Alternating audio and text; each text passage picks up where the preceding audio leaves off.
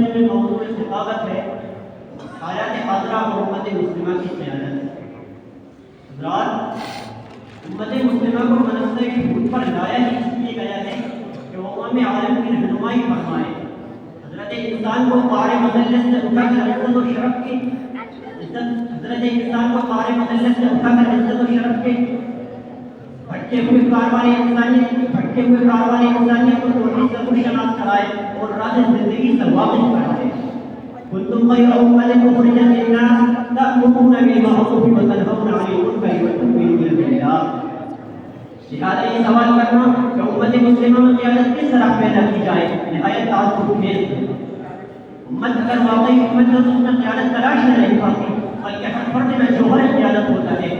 عرب شاعر کے اس بلند تخیل کے عکس ہوتے ہیں: اذا سید منا خلا قام سید فقول لما قال الكرام فقول سعید جهلت الناس عنا وعنه وليس سواء عالم وجهول۔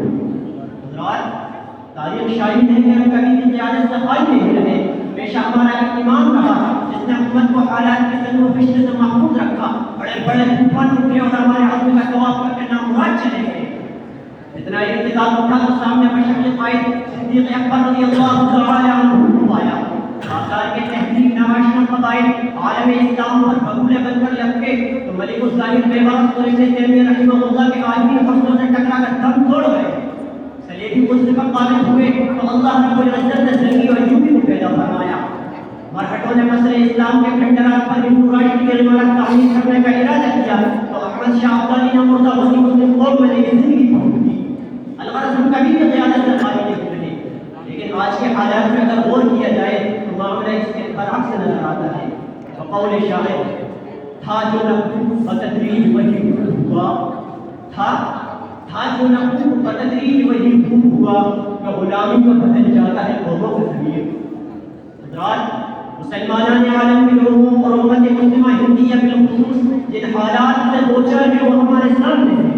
جان لیوا مسائل، ایمان کش فتنے، حیاسوس وارداتیں، جوانوں کی بے راہ روی، بزرگوں کی ناامیدی، بچیوں کا ارتداد، مساجد کا انہدام، رسول اللہ صلی اللہ علیہ وسلم کی شان میں گستاخی، شاعر اسلام پر پابندی، اذان، حجاب، ذبیحہ، اللہ پر قدر لگانا، وہ جنگی مسائل ہیں جو حد طلب ہے اور بآواز بلند مطالبہ کر رہے ہیں ایسی ہوش قیادت کا جو اپنے نام میں تدبیر سے ہر بدھی کو سمجھائے اور ہر مسئلے کا حل ڈھونڈے اور ان مایوس کن حالات کو وہی کردار ادا کرے جو فتنہ ارتداد کے سامنے صدیق اکبر رضی اللہ تعالی عنہ نے ادا کیا تھا، جو صلیبیوں کے سامنے سلطان صلاح الدین ایوبی اور نور الدین زنگی نے ادا کیا تھا، جو تاتار کے بالمقابل ملک الظاہر بیبرس نے ادا کیا تھا، یا پھر غلام ہندوستان میں سید احمد شہید اور ان کے جانشین علماء نے ادا کیا تھا۔ ضرورت ہے اس مرد مجاہد کی، وہ جس کے رگ و پے میں فقط مستی کردار، جو پاکی آغوش میں سجدہ رہے اس قوم و ملت کو وسعت اخلاق کا تکبیر مسلسل کا ہنر سکھائے، جو شہادت کو دائمی زندگی اور راہ حق میں مال و منال و قبال کرنے کو فوز و کامرانی سمجھے، جس کے سینے میں دل کی جگہ امت اور سب مستقبل دھڑکتا ہو، جو موجودہ قائدین کی طرح باتیں بنانے والا وہ مسلم و مسیحت کے نام پر پروسنے والا نہ ہو، بلکہ آج کے فرعون کے سامنے مرد مومن کی طرح بے مومن کے سامنے کرے توحید و ایمان پیش کرے اور مارے خیر و شر حق کی علم برداری کرنے سے اپنا معاملہ اللہ کے ساتھ کر کے یوں کہے فَسَتَذْكُرُونَ مَا أَقُولُ لَكُمْ وَأَقُولُ إِنَّ اللَّهَ بَصِيرٌ بِالْعِبَادِ۔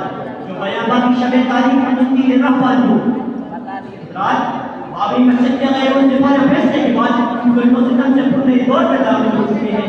عالمی تجزیہ نگاروں کے مانے تو زندگی دنیا کی سب سے بڑی نسل کشی ہندوستان میں کی جانا ہے۔ زعفرانی طوفان ہمیں ہر جانے تک گھیرے میں لے چکا ہے۔ ایسے واقعات سے ہوش ہوا حالات میں ہم اور ہمارے قائدین آشیانہ میں حاضر بیٹھے ہیں۔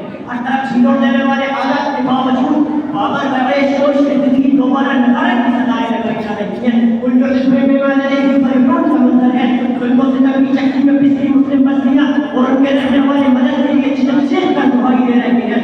وَمَا لَكُمْ لَا تُقَاتِلُونَ فِي سَبِيلِ اللَّهِ وَالْمُسْتَضْعَفِينَ مِنَ الرِّجَالِ وَالنِّسَاءِ وَالْوِلْدَانِ الَّذِينَ يَقُولُونَ رَبَّنَا أَخْرِجْنَا مِنْ هَٰذِهِ الْقَرْيَةِ الظَّالِمِ أَهْلُهَا وَاجْعَل لَّنَا مِن لَّدُنكَ وَلِيًّا وَاجْعَل لَّنَا مِن لَّدُنكَ نَصِيرًا۔ لنگ آمد بجم آمد کے اصول پر عمل کرتے ہوئے اگر چند نوجوان معمولی کی حرکت بھی کرتے ہیں تو شاہدوں کی مسجد پر جلوہ فرما صاحب انہیں قوم و ملت کے نظام کو مضمون کر رہے ہیں۔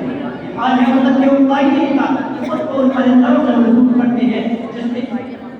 جو خود کو قلندروں سے منسوخ کرتی ہے خبروں میں دن ہے من بدل له فليعود له بشارع میراث میں آئی ہے مجھے مسئلہ ارشاد داغوں کے تصرف میں حقوق مقاموں کے نشیمن خلاصہ کلام یہ ہے کہ امت کو حالات کے اس گرداب سے نکالنے کے لیے یہ ضروری ہے کہ قیادت کے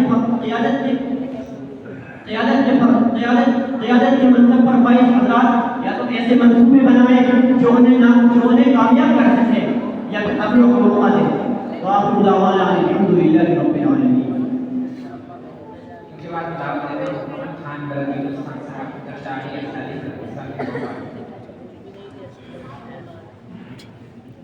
السلام عليكم ورحمة الله وبركاته.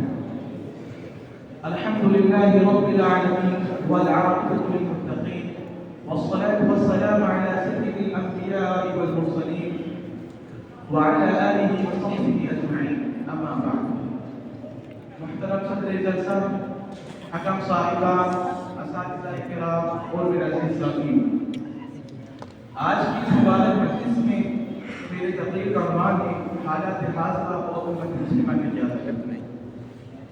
حضرات، جب ہم موجودہ دور کے احوال و قوائم کا ایک تاریخہ جائزہ کرتے ہیں تو یہ بات روز روشن نظر آیا ہو جاتی ہے کہ اس وقت دنیا فتنہ و فساد، جبر و تشدد، ظلم و ستم، بے اقتداری اور ناانصافی کی آوازیں بھری ہوئی ہے. جواب جانب پہ گلی و پریشانی عام ہے، انسانیت مضطرب و بے چین ہے، اس کی روح مردہ ہو چکی ہے، وہ اپنی ضمیر اور باطن سے ہاتھ دھو بیٹھی ہے. اس کی تجارت میں ایک وقت کا نفع لاکھوں بے گناہوں کی موت کا سامان ہے. اس کے قائدین بنی آدم کے خون کے پیاسے ہیں. اس کے عدل و انصاف کے نمبردار معصوم بچوں کے قاتل ہیں. اس کے عورتوں کے حقوق کے دعوے دار ان کی عزت عصمت کے ساتھ کھلواڑ کر رہے ہیں. انسانیت کے پاس پر انسانیت کا استحصال کر رہے ہیں. افغانستان، عراق، شام و فلسطین کے حالات سے کون واقف نہیں ہے. وہ ہندوستان کے اندر آئے دن مسلمان مختلف قسم کی ظلم و تشدد کا شکار ہیں. حضرات، آج کے اس پرفتن دور میں امت مسلمہ کو ایسے قیادت کی ضرورت ہے جو اس کو وقت کے نموز نجات دلا سکے.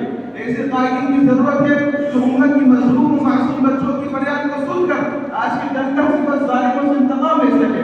ایسے مخلص صادق اور امت کی تلاش کا مقتدہ کی ضرورت ہے جو طاقت و قوت اور جدید ٹیکنالوجی کی نشے میں مغرور اسرائیل اور امریکہ کے سامنے پیغام سنا سکے. اللہ تعالیٰ لنخرج من شاء من عباد إلى عبادة الله وحده ومن ضيق الدنيا إلى سعتها ومن جو الأديان إلى عز الإسلام. جو توحید و دعوت سے سرشار ہو، جو مسائل کے سامنے سے پٹانے کے بجائے امید افزا لہجے میں ان ربی معی سیہدین کا نعرہ مستقبل لگائے اور مغرب کے طوفان بدتمیزی کے سامنے کہہ کر ڈٹ جائے وَتَذْكُرُونَ مَا أَقُولُ لَكُمْ وَأُفَوِّضُ أَمْرِي إِلَى اللَّهِ إِنَّ اللَّهَ بَصِيرٌ بِالْعِبَادِ. یہی وہ وقت ہوگا جس کے ہاتھ پر امت کی سیاہ نصیبی خوش بختی و سعادت کی منہ میں تبدیل ہوگی. یہی ہوگا جس اعتبار کے الفاظ میں مرد کافر کہا جا سکے اور ان کو خلاف جاتی تک پیش کیا جا سکے. یہ غازی، یہ بے پراسرار بندے جنہیں تو نے بخشا ہے ذوق خدائی، تو عالم سے کرتی ہے میرا رکھوں کو عجب چیز لذت آشنائی. حضرات، مقدس امت جیسے قائد کی منتظر ہے جو علم و حکمت سے آراستہ ہو، جدید صالح اور قدیم نامی کا سنگر ہو، تاکہ وہ نبوی وسیلت کی روشنی میں کہتے حاضر کے ایمان مشکلوں کا سب کتاب کر سکے. ہمارا نیا یہ ہے کہ آزادی کے بعد سے ہم ان سندھی گوشت و غلط قیادت سے محروم رہے. نتیجہ یہ ہوا کہ آزادی کے خلاف کی خوب سے فرقہ وارانہ فسادہ محبت کو غالب دین نے جنم لیا اور حکومت کو سلطنت جن لوگوں نے قیادت کا فریضہ انجام دیا وہ خام کو غلط سے پروردگار کے وہ تحفظ شریعت کا کام تو کرتے رہے، لیکن یہ کام اور باطل پر بڑھ کر وہ نہیں کر سکے. اقبال کے الفاظ کے مصری کردار سے خالق قائلین قیام کے وقت خاک کے آتش میں سلطے سے تعریف کرتے رہے. الفاظ و معنی میں تفاوت نہیں، لیکن اللہ کیا سامو مجاہد کیا سامو. حضرات، ضرورت ہے کہ ہم نسل نو میں قائدین پیدا کریں، موفدر کے ماحول میں شاہی صفت نسل کی تربیت کریں، کبوتر کے کھڑے نازک میں شاہی کا جذب پیدا کریں تاکہ وہ راز زندگی سے آراستہ ہو کر اقوام عالم کی قیادت کی ذمہ داری ادا کر سکے. یقین کیجیے انہی مدارس کی ٹوٹی چٹائیوں سے وہ قیادت بدل سکتی ہے جس سے انقلاب و سعادت کی توقع کی جا سکتی ہے. بقول شاعر مشرق اسی دریا سے اٹھتی ہے وہ موج تند دولابی نہنگوں کے نشے میں جس سے اتری توبہ. اسی موج کی پرورش کرنا ہمارا مقصد ہونا چاہیے تاکہ امت حالات کی گرداب سے نکل کر دوبارہ منصب قیادت پر فائز ہو سکے. اپنی تحریک کو شرط کرتے ہوئے رخصت ہوتا ہوں. اٹھ کے اقدس میں جماعت کا کوئی انداز ہے مشرق و مغرب میں تیرے دور کا آغاز ہے. وآخر دعوانا الحمدللہ رب العالمین. اس کے بعد دعوت دیتا ہوں محترم خان ظفر خان صاحب کو جاریہ رابعہ ساکن.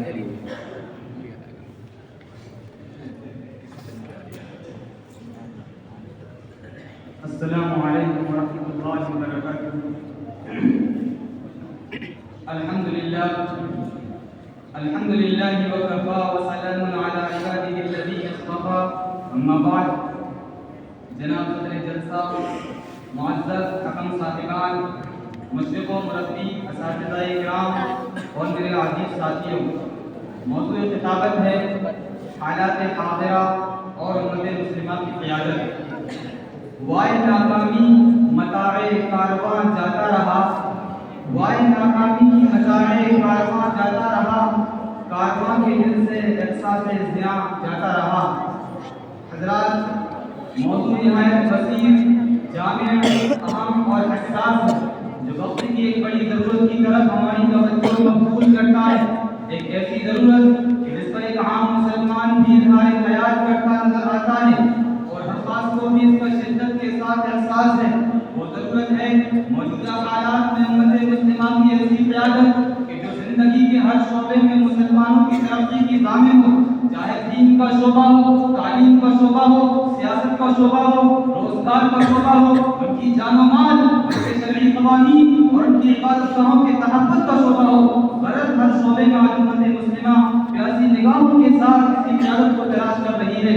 سامعین بس، یوں تو امت مسلمہ کے لیے قیادت کا مسئلہ ایک عالمی مسئلہ ہے. خلافت کے خاتمے کے بعد سے آج تک مسلمان ایک عالمی اور بین الاقوامی قیادت سے محروم چلے آ رہے ہیں اور اس کی بنا پر انہیں جن مسائل، مشاکل، نقصانات، اطلاعات اور دشمنوں کی سازشوں کا شکار ہونا پڑ رہا ہے وہ کسی سے مخفی اور پوشیدہ نہیں ہے. حاضرین کرام،